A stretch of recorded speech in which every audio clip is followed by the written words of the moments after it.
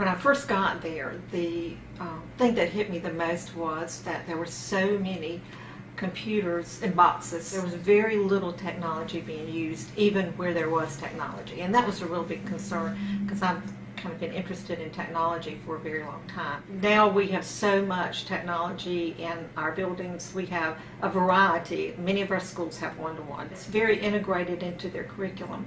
And we have a model classroom teacher at every one of our schools. And in a couple of schools we have more than one. And they have been able to inspire teachers to really get involved with technology. And that was one of my biggest hopes, was that if when they saw other teachers using it, they would want it. So from 6 years ago, when principals were not even asking for technology, to now, when any kind of money that they find, they use it for technology. It's just been an amazing growth. The funding has probably been the most difficult problem for us. When I first was there, the first couple years, the money was not a problem. But then the state and the local commissioners started cutting funds, and it became more and more difficult.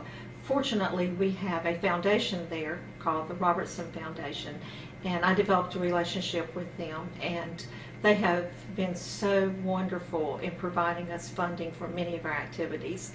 So we also write grants. Anytime there's a grant out there, we are writing that grant. So we were able to get quite a few grants. It takes a lot of work to seek out funds outside of what you normally receive. And we don't have a grant writer. We all write grants.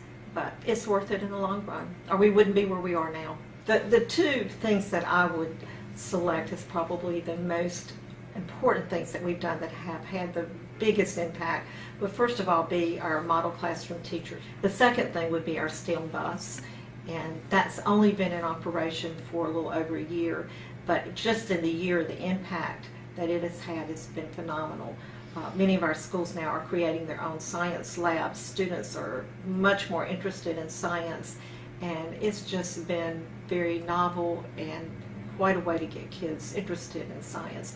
So I think it will have a huge impact in the future. I think what's next is we will continue to expand our one-to-one. We have almost 20,000 students, so it's been very difficult to do that with the kind of funding that we have. But we've made headway in doing that. Our next thing also is that we're converting 2 elementary schools into STEM academies. So they have been working this past year. We've visited other places, and we have some ideas of what we're going to do, and we have a lot of training for their teachers this summer.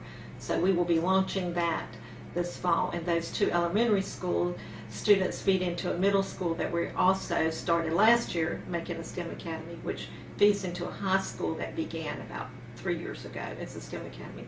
So that's one of our big things that we want to do. The other is to continue to expand our writing our own textbooks and doing online textbooks and getting away from buying the written textbooks. And many of our teachers are doing that now.